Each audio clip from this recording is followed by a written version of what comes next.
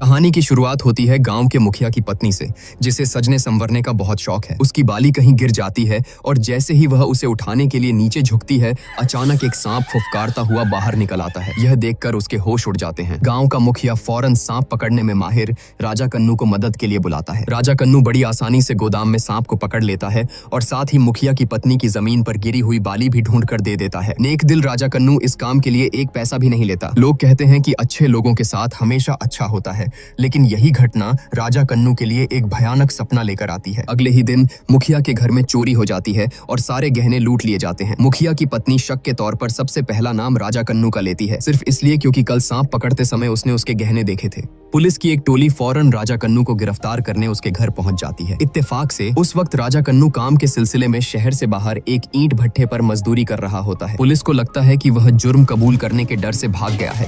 वे जबरदस्ती राजा कन्नू की पत्नी सेंगानी और उसके भाई को पकड़कर पुलिस स्टेशन ले आते हैं। उस समाज में पिछड़े आदिवासी समुदाय के लोगों के लिए कोई मानवाधिकार नहीं होता। पुलिस बेरहमी से उन पर राजा कन्नू का पता पूछने के लिए अत्याचार करती है। यहाँ तक कि यह जानने के बाद भी कि सेंगानी गर्भवती है, वे जरा भी रहम नहीं दिखाते। दूसरी ओर ईंट भट्ठे पर मेहनत कर रहा राजा कन्नू इन सब से पूरी तरह अनजान था। जब पुलिस उसे पकड़ने के लिए भट्ठे पर पहुंचती है तो वह वहां से कुछ ही देर पहले निकल चुका होता है। इससे पुलिस का शक और भी गहरा हो जाता है कि चोर वही है। राजा कन्नू अपनी मजदूरी के पैसों से अपनी बेटी के लिए एक तोहफा खरीदता है। जब वह खुशी खुशी घर की ओर जा रहा था, तभी अचानक दो लोगों ने उसे दीवार से सटाकर दबा दिया। जब पुलिस वहां पहुंचती है तो वह बिना कुछ कहे पहले उसे पीटती है। राजा कन्नू, जो पूरी तरह से हैरान और बेखबर था, उसे पीटते हुए पुलिस स्टेशन ले जाया जाता है। उसके पहुंचने के बाद ही उसकी पत्नी को रिहा किया जाता है। उनसे चोरी का जुर्म कबूल करवाने के लिए पुलिस उन्हें उल्टा लटका देती है और बेरहमी से मारती पीटती है। इतना ही नहीं, उनके जख्मों पर मिर्च तक मल दी जाती है। अगले दिन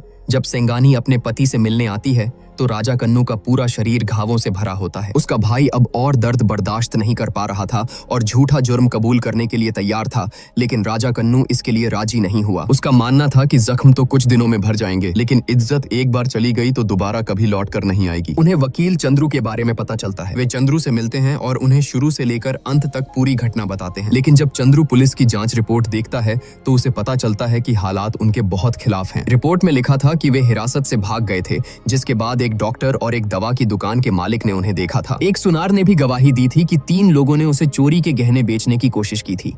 सारे सबूत इसी ओर इशारा कर रहे थे कि गहने उन्होंने ही चुराए थे और सजा के डर से भाग गए थे। लेकिन चंद्रू को पूरा यकीन था कि राजा कन्नू निर्दोष है और यह सब पुलिस की पुरानी चालें हैं। वह सेंगानी को हाईकोर्ट में मानवाधिकार याचिका दायर करने और मामले की दोबारा जांच की मांग करने की सलाह देता है। यह एक बहुत मुश्किल लड़ाई होने वाली थी। कोर्ट में पुलिस का वकील यह कहकर याचिका खारिज करने की मांग करता है कि उनके पास पुख्ता सबूत और गवाह हैं, लेकिन चंद्रू पुलिस रिपोर्ट की सच्चाई पर ही सवाल खड़ा कर देता है और पुलिस के गवाहों से अदालत में जिरह करने की इजाजत मांगता है। क्लिनिक का डॉक्टर और दवा की दुकान का मालिक एक एक करके गवाही देने आते हैं। पहली नजर में सबूत अकाट्य लग रहे थे, लेकिन चंद्रू ने अपनी जांच में कुछ ऐसी खामियां ढूंढ निकाली थीं जो बिल्कुल भी तार्किक नहीं थीं। उसने उस इंस्पेक्टर से सवाल किया जिसने जांच रिपोर्ट तैयार की थी। दवा की दुकान पुलिस स्टेशन से कितनी दूर है और किस दिशा में है? मामले की इन बारीक जानकारियों के बारे में पूछे जाने पर इंस्पेक्टर एक भी सवाल का जवाब नहीं दे पाया। यह साफ था कि पुलिस ने बिना कोई जांच किए ही रिपोर्ट तैयार कर दी थी। चंद्रू अदालत को बताता है कि उसने खुद उन जगहों की जांच की थी। क्लिनिक पुलिस स्टेशन के पूर्व में था और दवा की दुकान पश्चिम में। अगर वे भगोड़े होते तो अलग अलग दिशाओं में क्यों भागते? इसके बाद चंद्रू जांच रिकॉर्ड की 2 फोटोकॉपी पेश करता है और साबित करता है कि 2 अलग अलग लोगों के बयान एक ही व्यक्ति की लिखावट में लिखे गए थे। इस सबूत के साथ उसने यह साबित कर दिया कि पुलिस की जांच रिपोर्ट पूरी तरह से मनगढ़ंत और जाली थी, जिससे पुलिस के सारे दावे एक झटके में खारिज हो गए। जब इंस्पेक्टर को लगा कि अब झूठ छिपाया नहीं जा सकता तो उसने रिपोर्ट में जालसाजी करने की बात स्वीकार कर ली। दूसरे गवाहों ने भी मान लिया कि उन्होंने पुलिस के दबाव में आकर झूठी गवाही दी थी। पुलिस का बुना हुआ झूठ का जाल सबके सामने तार तार हो गया और अदालत में उनकी बहुत बेइज्जती हुई। अब इस मामले की जांच और भी ऊंचे पद के पुलिस अधिकारियों तक पहुंचने वाली थी। यह देखकर पुलिस ने एक और घिनौनी चाल चली। सेंगानी पर केस वापस लेने का दबाव बनाने के लिए उन्होंने दिन दहाड़े उसकी बेटी को अगवा कर लिया।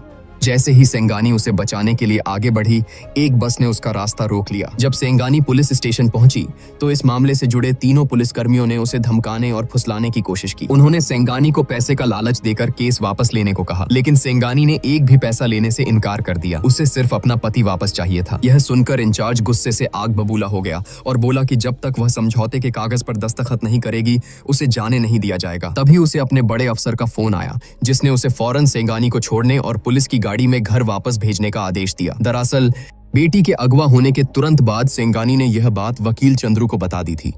चंद्रू ने अदालत के जरिए पुलिस पर दबाव बनाया, जिसके कारण इंचार्ज को मजबूरन उन्हें छोड़ना पड़ा।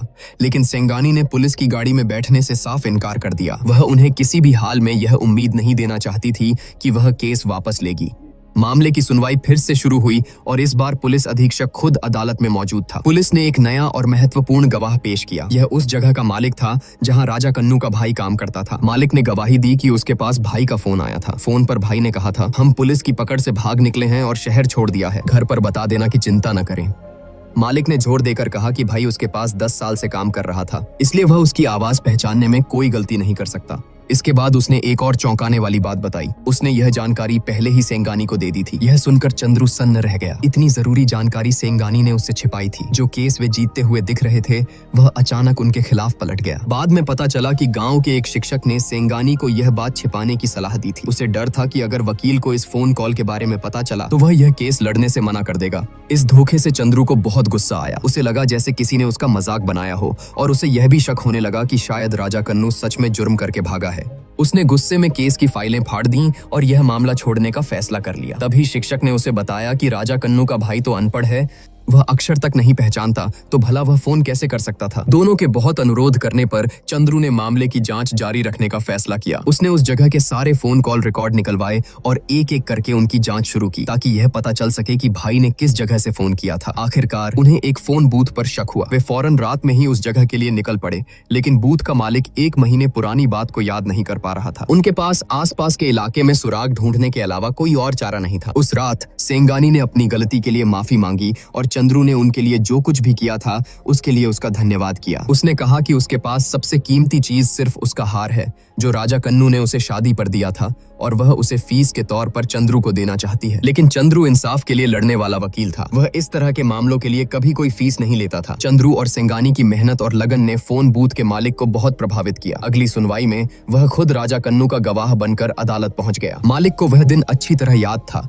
क्योंकि जिस फोन बूथ में सिर्फ एक आदमी के खड़े होने की जगह थी उसमें 3 लोग घुस गए थे। उसने अदालत में उन तीनों को पहचान भी लिया। ये वही 3 पुलिस वाले थे जो राजा कन्नू से पूछताछ कर रहे थे। इस आरोप का सामना करने पर पुलिस इंचार्ज ने सच कबूल कर लिया। उसने बताया कि उन पर बड़े अफसरों का भारी दबाव था, लेकिन वे असली मुजरिम को ढूंढ नहीं पा रहे थे, इसलिए उन्हें मजबूरन राजा कन्नू का भाई बनकर फोन करना पड़ा। पुलिस का एक और झूठ और एक और घोटाला सबके सामने आ चुका था। जज ने चंद्रू की याचिका स्वीकार कर ली और इस मामले की फिर से जांच करने के लिए दूसरे इलाके के एक बड़े पुलिस अफसर को नियुक्त किया। शुरू में उस बड़े अफसर ने भी चंद्रू को यह केस छोड़ने की सलाह दी, लेकिन जब चंद्रू उसे गांव लेकर गया और वहां के लोगों की हालत दिखाई तो उसका मन बदल गया।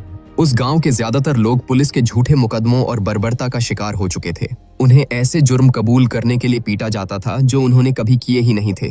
यहाँ तक कि बच्चों को भी नहीं बख्शा जाता था। पिछड़ी जाति का होने के कारण उनकी फरियाद सुनने वाला कोई नहीं था। यह मंजर देखकर वह बड़ा अफसर अंदर तक हिल गया। उसने चंद्रू के साथ मिलकर इस मामले की तह तक जांच करने का फैसला किया। सबसे पहले वे राजा कन्नू के घर गए, फिर पुलिस स्टेशन जाकर एक एक से पूछताछ की। यह साफ था कि राजा कन्नू के खिलाफ चोरी का एक भी सबूत नहीं था, लेकिन सबसे बड़ी पहेली यह थी कि राजा कन्नू और बाकी दोनों लोग पूरी तरह गायब हो चुके थे। उनका कोई नामो निशान नहीं था। उन्हें शक हुआ कि शायद उन्हें किसी दूसरी पुलिस ने पकड़कर किसी और जेल में डाल दिया है। एक तरफ सेंगानी को अलग अलग जेलों में उन्हें ढूंढने के लिए भेजा गया और दूसरी तरफ वे पुलिस के रिकॉर्ड खंगालने लगे, लेकिन राजा कन्नू का कोई अता पता नहीं चला। आखिरकार एक सीमा पर बने पुलिस स्टेशन में उन्हें एक सुराग मिला। कुछ समय पहले वहां एक सड़क दुर्घटना हुई थी जिसमें एक व्यक्ति की मौत हो गई थी। जब तस्वीर से पहचान की गई तो पता चला कि मरने वाला राजा कन्नू ही था। यह खबर सुनकर सेंगानी पूरी तरह टूट गई। इतने संघर्ष और इंतजार के बाद उसे जो मिला वह एक लाश थी। यह सब देखकर वकील चंद्रू का न्याय के लिए लड़ने का संकल्प और भी मजबूत हो गया। अंत में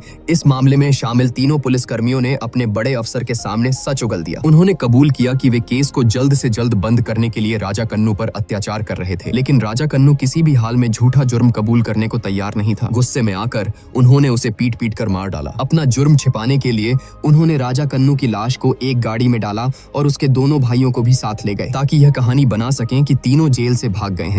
फिर उन्होंने डॉक्टर और दवा की दुकान के मालिक को रिश्वत देकर झूठी गवाही दिलवाई। इसके बाद उन्होंने राजा कन्नू की लाश को सड़क के किनारे फेंककर उसे एक सड़क हादसे का रूप दे दिया, लेकिन पुलिस अधीक्षक ने अपनी साख बचाने के लिए उन तीनों का साथ दिया। उसने अदालत में यही कहानी दोहराई कि राजा कन्नू भागने के दौरान एक सड़क हादसे में मारा गया और बाकी 2 लोग डर के मारे अब तक भागे हुए हैं। उसने अदालत से जांच की अर्जी खारिज करने की मांग की, लेकिन चंद्रू ने एक बार फिर पुलिस के झूठ का पर्दाफाश कर दिया। पुलिस ने कहा था कि राजा कन्नू रात 9:50 पर भागा और उन्होंने 10 बजे के करीब अपने बड़े अफसर को फोन पर सूचना दी। लेकिन चंद्रू की जांच में पता चला कि उस रात सिर्फ एक ही कॉल 9:10 पर की गई थी, उसके बाद कोई कॉल नहीं की गई। यह साफ था कि पुलिस एक बार फिर झूठ बोल रही थी। सुनवाई को 10 दिनों के लिए टाल दिया गया। पहले पुलिस के लिए ऐसे मामले आसानी से रफा दफा हो जाते थे, लेकिन इस बार उनका सामना चंद्रू जैसे जिद्दी वकील से हुआ था। यह देखकर कि उनका पर्दाफाश होने वाला है, पुलिस डरने लगी। तभी चंद्रू के दिमाग में एक बात खटकती है जिसे वह समझ नहीं पा रहा था। अगर मालिक को इतना यकीन था कि फोन पर भाई की ही आवाज थी, तो पुलिस ने खुद फोन करने की बात क्यों कबूल की? इसका एक ही जवाब हो सकता था, पुलिस ने भाई के पास खड़े होकर उसे मजबूर करके वह फोन करवाया था। चंद्रू ने फौरन अपनी खोज का दायरा उस फोन बूथ के पास की जेलों पर केंद्रित कर दिया और आखिरकार शिक्षक ने भाई को वहीं ढूंढ निकाला। अंतिम सुनवाई के दिन पुलिस ने एक आखिरी बार बचने की कोशिश की, लेकिन इस बार उन्हें कोई मौका नहीं मिला। भाई ने अदालत में उस दिन जेल में हुई पूरी घटना का बयान दिया और बताया कि कैसे उसे धमकाकर उस फोन बूथ से फोन करवाया गया था। तभी फोरेंसिक डॉक्टर ने भी गवाही दी। उसने बताया कि राजा कन्नू की मौत का कारण उसकी पसली का टूटना और दिल में धंस जाना था, जो ऐसा लगता था जैसे किसी ने उसकी छाती पर जोर से लात मारी हो। हालांकि एक सड़क हादसे में भी ऐसा हो सकता था, लेकिन उसे राजा कन्नू की आंखों में मिर्च का पाउडर मिला था। यह नामुमकिन था कि कोई इंसान अपनी आंखों में मिर्च पाउडर के साथ इतनी दूर तक भाग सके। पुलिस अधीक्षक अब भी बहस करने की कोशिश कर रहा था, लेकिन इसके बाद बड़े अफसर की जांच रिपोर्ट ने उनके बचने के सारे रास्ते बंद कर दिए। बड़े अफसर ने खुलासा किया कि स्थानीय पुलिस ने चोरी के असली मुजरिम को पहले ही पकड़ लिया था। वह ऊंची जाति का था और उसने पुलिस इंचार्ज को रिश्वत दी थी। अंत में राजा कन्नू को बलि का बकरा बना दिया गया। जांच टीम को लाश फेंकने की जगह से गाड़ी के टायर के निशान और खून के धब्बे मिले थे, जो जांच करने पर स्थानीय पुलिस की जीप और उन तीनों पुलिस कर्मियों के ही निकले। आखिरकार सच सबके सामने था। राजा कन्नू को सभी आरोपों से बरी कर दिया गया। अदालत ने तीनों पुलिस कर्मियों को गिरफ्तार करने का आदेश दिया और सेंगानी को मुआवजे के तौर पर जमीन का एक टुकड़ा देने का हुक्म सुनाया। यह सिर्फ सेंगानी की जीत नहीं थी, बल्कि यह निचली जाति के उन सभी लोगों की जीत थी। इस पूरी कहानी में असली गुनहगार कौन है? वो पुलिस वाले जिन्होंने अत्याचार किया, या वो पूरा सिस्टम जो कमजोर और बेआवाज लोगों पर ऐसा जुल्म होने देता है?